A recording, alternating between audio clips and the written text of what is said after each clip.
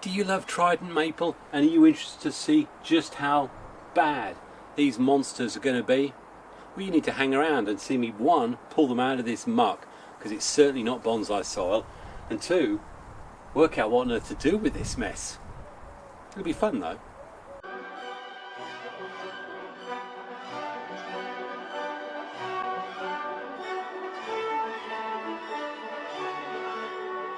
Hi, it's Xavier, and welcome to my bonsai retreat. And finally, I'm getting to the Trident Maples. And for those of you who've watched my channel for the last couple of years, you know that I keep threatening to do the repots. I keep threatening to do some work on them.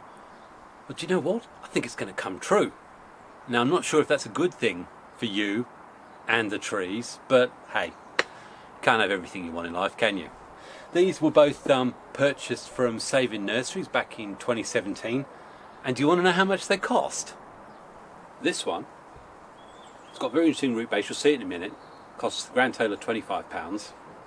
And this one, which, believe it or not, I did actually have a little go at trying to cut it about and make it look vaguely like a bonsai, that cost £20. So, I don't know, I've got two very good, potential, decent Tridents there for the grand total of what, £45, and well, I know how much I can sell them for if that's what I want to do. Anyway, you don't want to hear about money, do you? Let's get in and have a look at these roots, shall we? So, what you don't know right now is it's only 3 degrees and it's freezing. That's cold. The buds on these have opened up from the shells, the seed pods, but they still haven't started to open and flare right out. So, I'm more than happy to crack on and do this now. And what you also won't know is that those roots, and they've been in there for 2 or 3 years, have done no grabbing at all, which means this tree is not healthy and not happy. Although it's not looking bad there. So there's only one way of getting this out.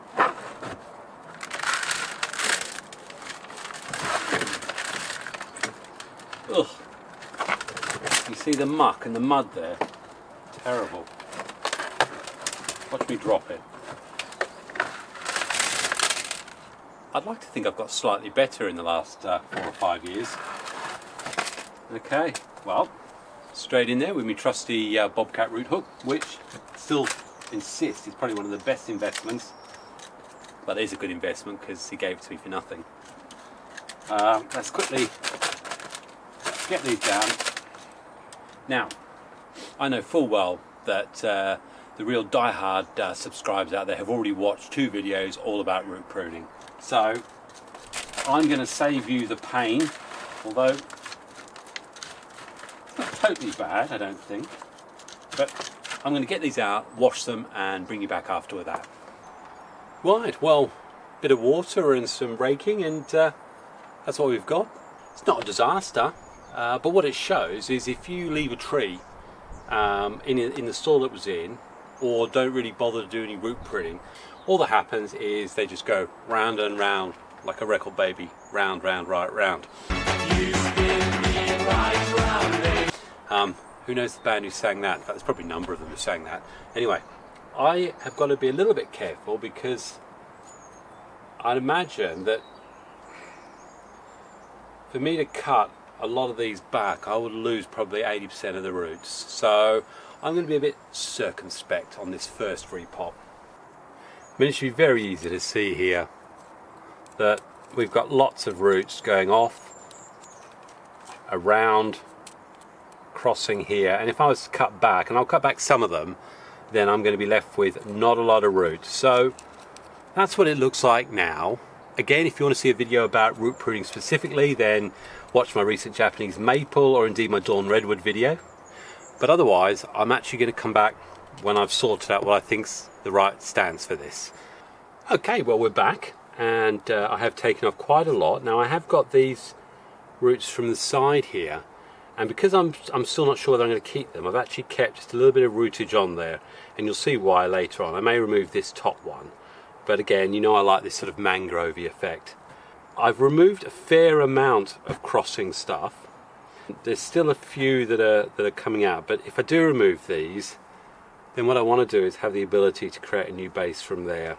There is also another issue with exactly how the trunk itself starts off in terms of limiting the front, which may well lead to another option, which is a ground layer somewhere around here, because there's a great big horrible knuckle right there. Okay, well, as you can see, I've decided to put it into a pond basket. I've definitely seen from last year the results I'm getting with the extra amount of air and oxygen, same thing, aren't they? It's able to get through there. I find it holds moisture better, but you don't get the rotting that's happening. So this is perfect for developing this. But all I want to do is I've just been arranging the roots as best I can. And as I say, where I want to just keep roots separate and going in different directions, strategically place rocks just to keep them down and moving where I want them. Got some that are upward facing here, but it's just about trying to get that flare. And as you see, what I've done with securing, the only obvious option was up over this root flare itself, so I've just got an air tube there. But yeah, so I'll just continue to fill that with soil, and then we'll do a bit of pruning up top. I've been reliably informed over the last few videos that the roots are very, very vigorous, so probably find that there'll be a comment somewhere saying I could have even gone harder on this, but I'm very, very optimistic that we're going to get a lot of roots even in the space of just the 1 year. Now, it's definitely not sitting in any sort of potting angle. Mind you, it's positive, at least it's upright. Many of the trees I have never end up upright. I do believe it's going to rain. I can't believe this. Terrible week for filming. So there it is, repotted. I actually think it has a lot of decent structure. But what I am going to do is there's some real obvious choices here, and also I'm going to get some cuttings. And I quite like that as a front in there. And the good thing is we've got so many little buds all over these. So I'll just take the tops off those.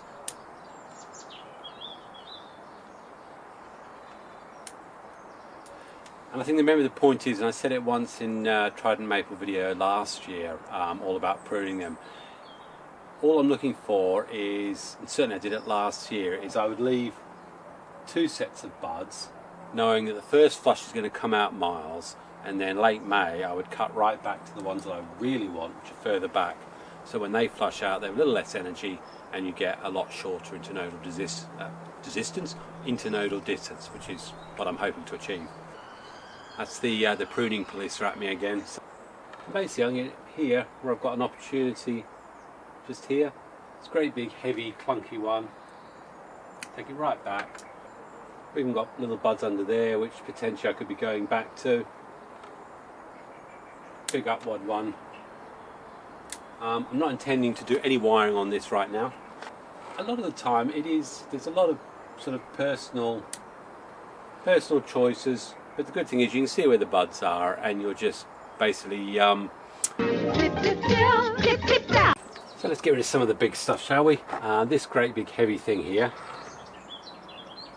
might be of use here, but we've actually got 2 little buds here which I quite like the look of, so I'm actually going to cut all the way back, get rid of that, and this will make a good cutting.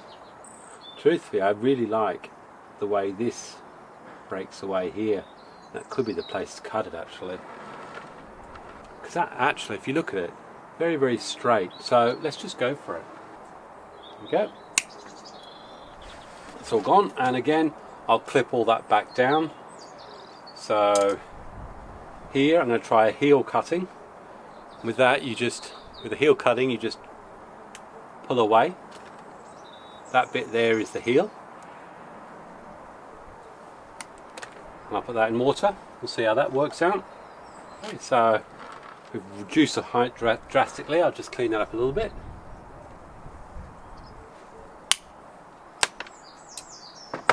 And I'll put a bit of putty on there. Trident Maple are really good in terms of compartmentalisation, so I'm not worried about dieback particularly. Just a few upwards. That's it. There's so many buds on this, I can just go around, decide what I want. So what we've got here now is either this whole conglomeration going off, or I can have a look and see I've got 2 buds there. And I quite like the way that bud's going to go up. So I'm actually going to cut this all the way back.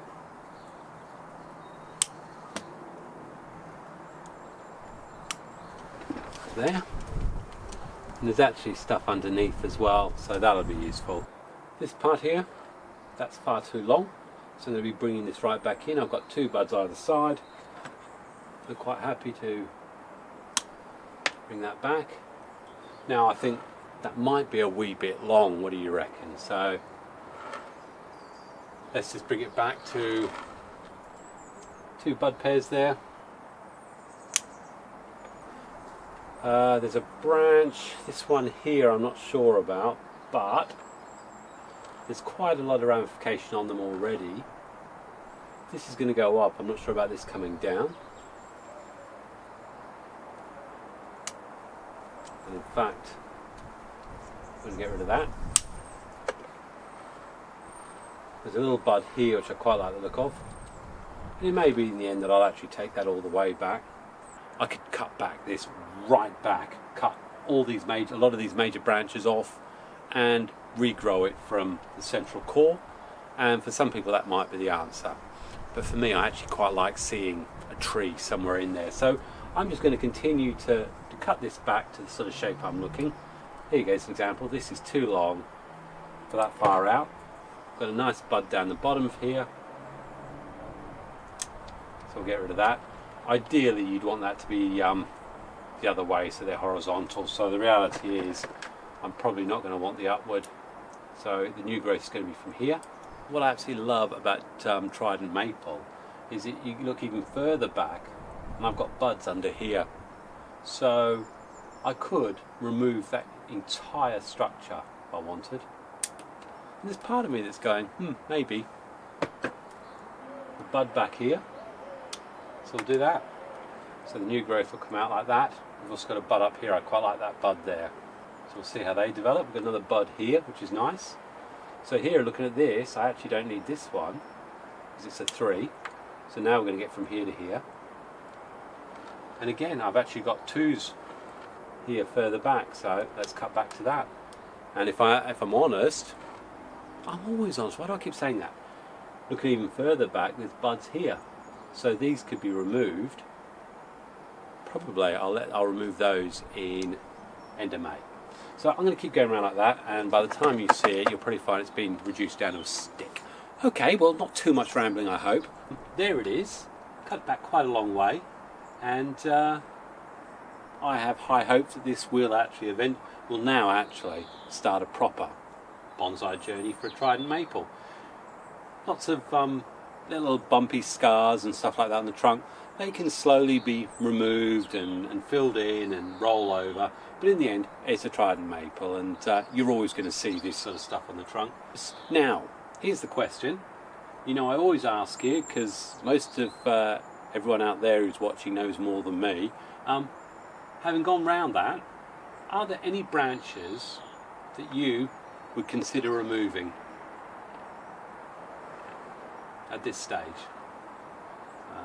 Got a few, there's 1 or 2 there that I'm not sure about, but yeah, let me know in the comments. And again, remember, I don't think that's quite the right potting angle, but we need to get roots going. In terms of the soil, it's a mixture of pumice, zeolite, a little bit of organic pine bark and some vermiculite, which is my sort of standard mix these days. I've put in some Oceana root feed, which is a slow release, and I've also put in some carbonated carbon, the black stuff as well, which again is supposed to be good for microbial activity, I don't know. But I've been using it for the last year or so, and I've got a box full of it, so I keep using it. Apart from that, I will water that down thoroughly. For the next couple of weeks, certainly it's going to go back into the cold frame. We haven't got predicted temperatures of under 0, but I want to be a little bit careful with it. So how much roots did I actually take away from it? Well, I'm glad you asked. That was the rootage. Quite a lot. So the only thing left to do is do the same thing with this one, and this one has definitely got a seriously interesting root down there. I won't know until I look at the roots, but I'm guessing they're going to be the same as the other one. So I'll do all that you've just seen before. If there's something particularly interesting, which they're roots, so I'm not sure there will be, I'll come back to you. Otherwise, you'll probably see this when I've got it in its pond basket.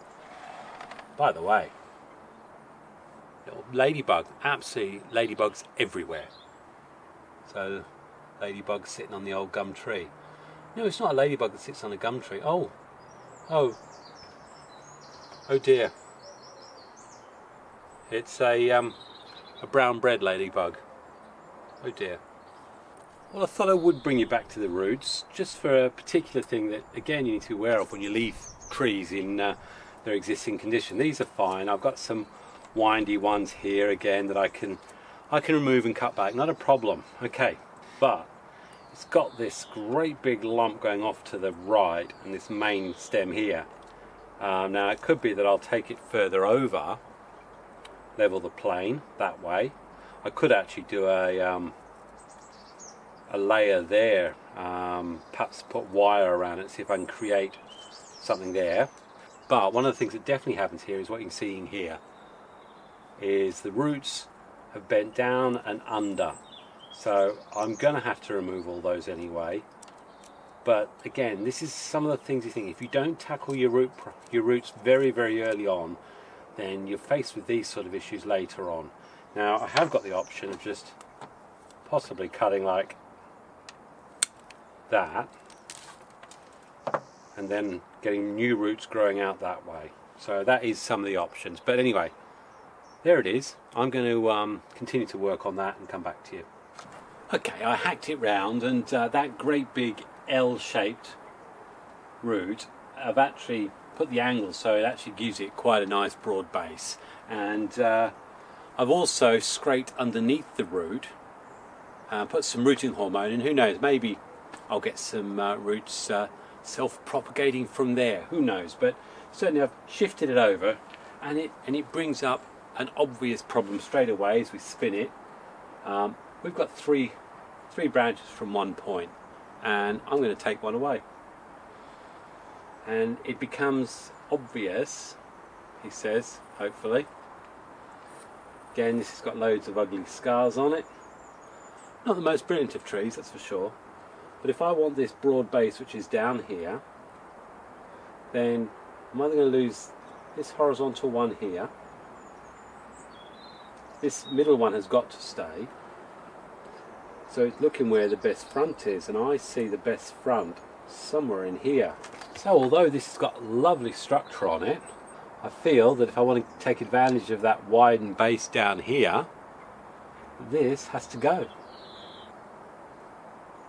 Now I'm going to give it a little bit of dieback, but there we go.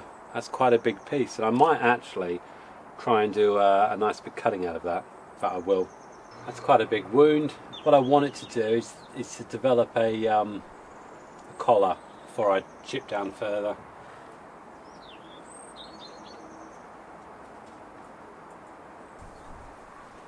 Okay, so that's that removed.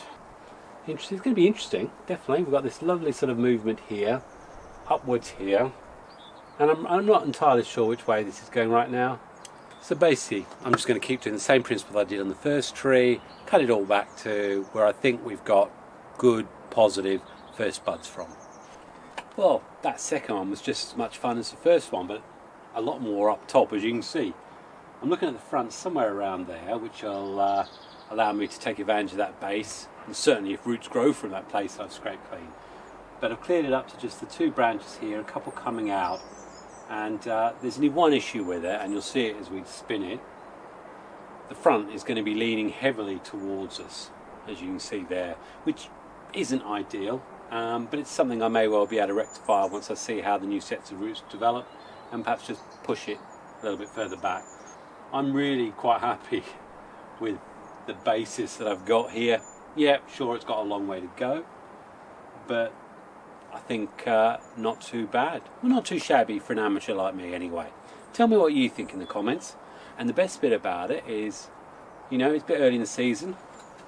I like to do my cuttings normally end of May, but I've got a lot of, well, they're probably technically hardwood cuttings because they're last year's shoots, but I've got at least 15, 16 of them, including this interesting one here, which I've had success with before. I'll be very interested. The bigger, thicker ones, what I'll do is I'll use a plastic lid or container to put over the top, keep the humidity in, and they'll probably sit in the cold frame through most of the next couple of months. But I have no doubt I'll get some new Trident Maples from this lot. Well, that's just 2 of my big original 2017 Trident Maples, which I can honestly say have been ignored since so what's that, 6-7 years? That's what you're faced with if you do nothing. But in the end, you can always come back from it, and this is what we've got. And I think in a couple more years, they're going to be really fantastic, and they'll be worth the price that I know people are required to pay for them. So that just leaves me one thing to say. I've got another 2 more of these, which are growing interesting weeds on them. A lot thinner and very, very ropey looking. Probably going to go a lot heavier on these. I've also got stuff that's been in pots that I need to do pruning on, and I may well show you another one of those. So from me in the Bonsai Retreat, knowing I've got a lot more rain on the way, and well, I've looked at the buds on a lot of these. I think I've got a bit of time left yet. I'm going to happily go inside and have a cup of coffee, and hopefully have some time this afternoon to hit some of the Japanese maples. So anyway, if you liked it, big thumbs up. If you haven't subscribed, please ask you to subscribe. Helps me no end, makes me feel good, it makes me want to get up in the morning and do more bonsai videos, and that's got to be a win for all those who do like watching me. And hopefully your spring potting journey is starting and going well. And for those of you who like to send in pictures, remember expressionsbonsai@gmail.com. I'll start showcasing a few subscribers pics in Subscribers Corner sometime very, very soon. And again, another reminder, if you've got any of Tony's trees, and if you've managed to video any work you've done on them this spring or this spring to come, then please, same Gmail address, send through the clips, and I can include that in my spring Tony's Bonsai special. So, leaves me nothing more to say, but thanks very much for watching. All the best. God bless. Cheers.